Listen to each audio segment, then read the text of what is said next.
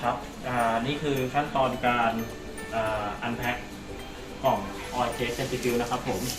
ก็หลังจากตัดสายละกล่องเรียบร้อยแล้วนะครับให้ทำการยกฝากล่องขึ้นตัวเครื่องจะมีโฟมล็อกอยู่สี่ด้านนะครับผม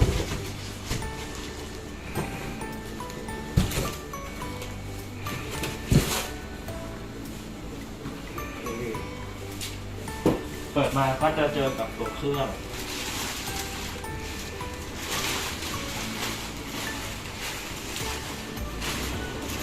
ต่อมานะครับผมกล่องนี้จะเป็นกล่องอุปกรณ์ประกอบเครื่องนะครับตรงนี้จะเป็นอะไรที่สั่งเพิ่มมาแล้วก็ตรงนี้จะเป็นอุปกรณ์สำหรับติดตั้งเครื่องนะครับผมในนี้จะมีทั้งโรเตอร์แล้วก็บัคเก็ตสำหรับใช้งานเครื่องพร้อมกับinstruction manual เดี๋ยวเราก็เปิดกล่องนี้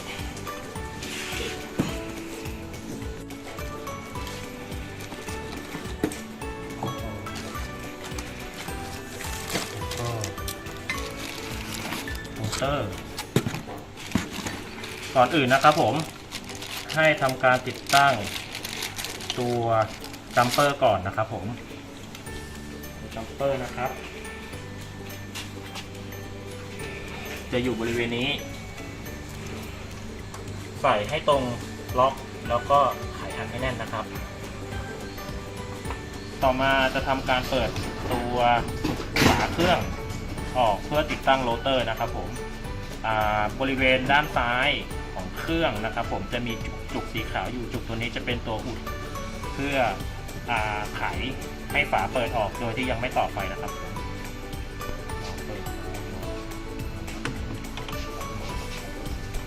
ไขตามตำแหน่งไขตามลูกศรของเครื่องที่ระบบไว้นะครับผม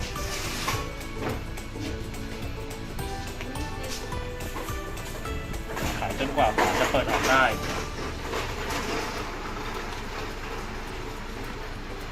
หลังจากไขออกเสร็จแล้วปิดไว้นะครับผมแล้วก็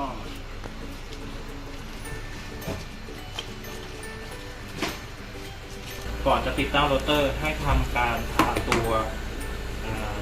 กรีซที่ทางโตโยต้าได้จัดเตรียมไว้ให้นะครับผมบีบออกแล้วก็ทาให้รอบแกนมอเตอร์นะครับผม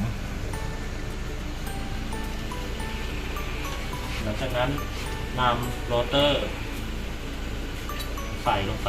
เข้ากับแกนมอเตอร์นะครับให้ตรงตำแหน่งแล้วใช้ตัวเปิดฝาทำการไขล็อกให้แน่นระดับแค่ตึงมือต่อไปจะเป็นขั้นตอนการประกอบบัคเก็ตและคัชชั่นนะครับผมบัคเก็ตก็คือตัวกระบอกที่ประคองตัวหลอดทดสอบนะครับผมส่วนคัชชั่นก็คือแผ่นกำมะหยี่ที่รองก้นของตัวหลอดทดสอบนะครับผมตัวคัชชั่นจะอยู่ในตัวบัคเก็ตตามภาพนะครับทำการใส่บัคเก็ตกับตัวโรเตอร์นะครับผมข้อแนะนำก็คือตัวบัคเก็ตนะครับผมของแต่ละกล่องผมแนะนำให้ใส่เป็นคู่ตรงข้ามนะครับอย่างเช่นตัวนี้ใส่คู่1-3ส่วนอีกกล่องหนึ่ง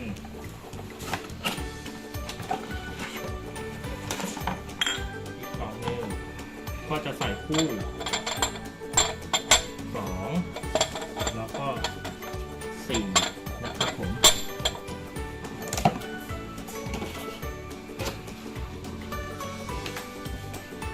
ในส่วนของ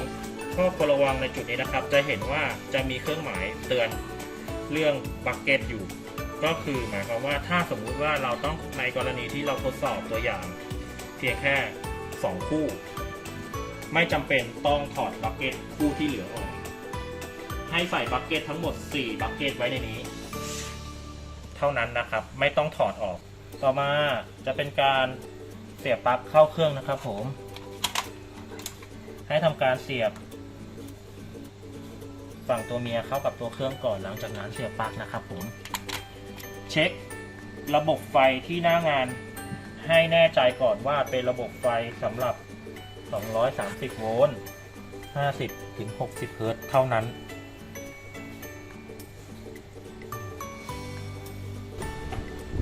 ประกอบตัวอะแดปเตอร์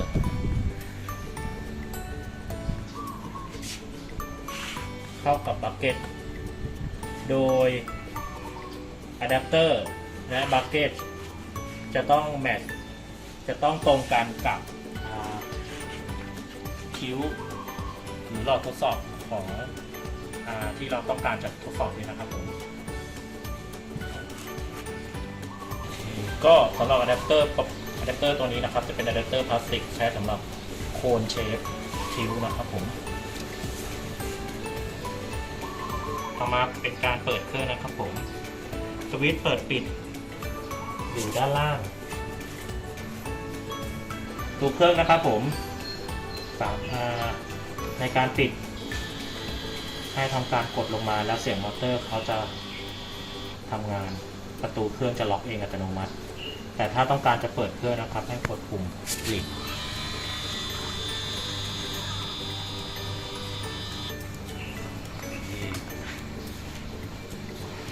ในขณะที่เราเซตอัพตั้งตัวค่าต่างๆของเครื่องนะครับผมต้องทำการเปิดฝาไว้ตลอดนะครับผมการปิดฝาหมายถึงว่าเป็นการบอกเครื่องเพื่อให้จำค่าต่างๆก่อนที่เราจะกดสตาร์ทจะอธิบายปุ่มกดและฟังก์ชันหน้าเครื่องนะครับผมโอเคปุ่มแรกนะครับผมปุ่ม RPM RCF ปุ่ม RPM RCF ก็คือปุ่มตั้งรอบการหมุนของเครื่องซึ่งเราสามารถกำหนดหมุนรอบการหมุนได้ตามมาตรฐานนะครับผมอย่างเช่น RPM อย่างเช่นที่มาตรฐานกำหนดไว้ที่1560 RPM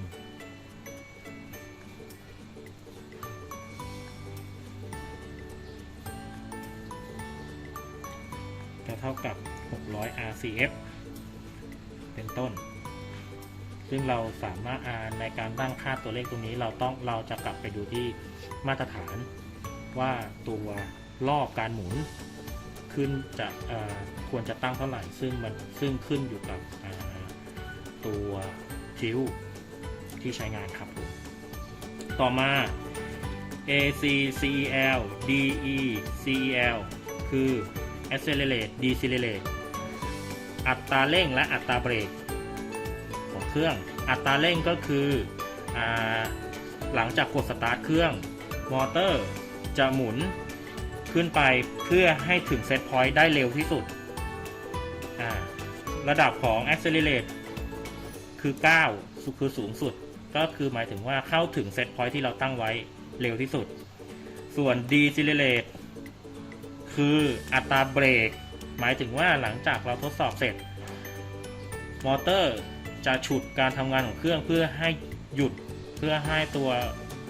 มอเตอร์หยุดได้เร็วที่สุดเท่าไหร่ซึ่งอัตราการเร่งจะเท่ากันก็คือ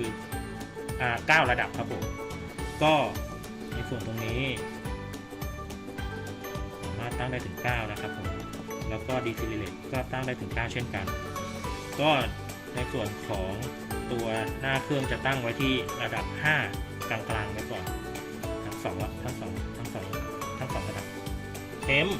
คือตั้งอุณหภูมิตัวเครื่องสามารถตั้งอุณหภูมิได้ตั้งแต่อุณหภูมิห้องณที่นี้คือประมาณ25องศาถึง80องศาสามารถเลือกตั้งอุณหภูมิได้ตามมาตรฐานกำหนดเช่นกัน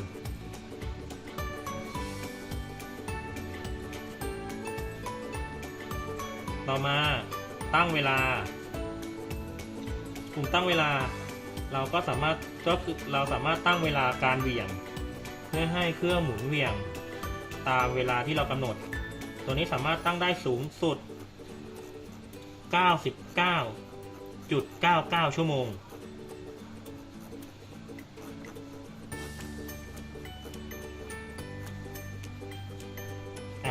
หลังจากเราบิดจนสุด 99.59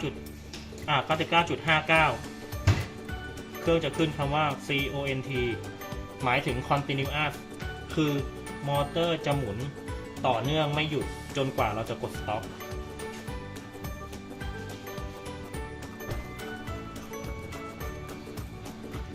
ฟังก์ชันทั้งหมดของเครื่องนะครับผมหลังจากที่เราเลือกแล้ว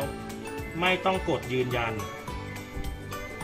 ให้ถ้าสมมุติว่าเราตั้งอย่างเช่นเราตั้งเวลาไว้ที่10 นาทีเครื่องจะกระพริบประมาณ5 วิแล้วเครื่องก็จะจำค่านี้ไว้ครับผมปุ่มทางด้านขวานี้นะครับผมก็จะมีทั้งหมด6 ปุ่มเริ่มแรกเป็นปุ่มโปรแกรมนะครับปุ่มโปรแกรมคือปุ่มที่เราจะทำการสร้างโปรไฟล์ขึ้นมาก็คือเซตอัพเวลาอัตราลอบอัตราเร่งอัตราฉุดอุณหภูมิและเวลาหลังจากนั้นเราจะทำการเซฟเก็บไว้ที่โปรแกรมของเครื่องสามารถเซฟได้ทั้งหมด99 โปรแกรมปุ่มต่อมาปุ่ม Store นะครับปุ่ม Store จะทำงานควบคู่กับปุ่มโปรแกรมคือหลังจากที่เราตั้งโปรแกรมเสร็จแล้วหลังจากที่เราตั้งโปรไฟล์การทำงานของตัวอย่างนั้นเสร็จแล้วเรากดปุ่มโปรแกรมแล้วทำการเลือกโปรแกรมที่เราต้องการจะเซฟไว้เช่นเลือกที่โปรแกรม5ให้เราทำการกดปุ่ม Store ตัวโปรไฟล์ที่เราตั้งไว้จะเซฟที่โปรแกรม5ปุ่ม Store ก็คือปุ่มเซฟโปรแกรมนั่นเองต่อมาปุ่ม Lid ปุ่ม Lid คือปุ่มที่ทำการเปิดเครื่องและปิดเครื่องนะครับผมอันนี้คือปิดเครื่องนะครับกด Lid เพื่อทำการเปิดเครื่องปุ่ม Quick คือหมุนอย่างรวดเร็วเมื่อเราทำการปิดฝาแล้วเราต้องการเช็คว่ามอเตอร์ทำงานตามปกติได้ปกติหรือเปล่ากดปุ่ม Quick เครื่องจะหมุนมอเตอร์จะหมุนเครื่องจะเริ่มทำงานตามโปรแกรมที่เราตั้งไว้เพื่อเป็นการรีเช็คว่าเครื่องใช้งานมอเตอร์หรือว่าการทำงานของเครื่องที่หน้าเครื่องปกติหรือเปล่าถ้าเราปล่อยเครื่องก็จะค่อยๆเบรกแล้วก็หยุดการทำงานอัตโนมัติต่อมาปุ่ม Start ก็คือปุ่ม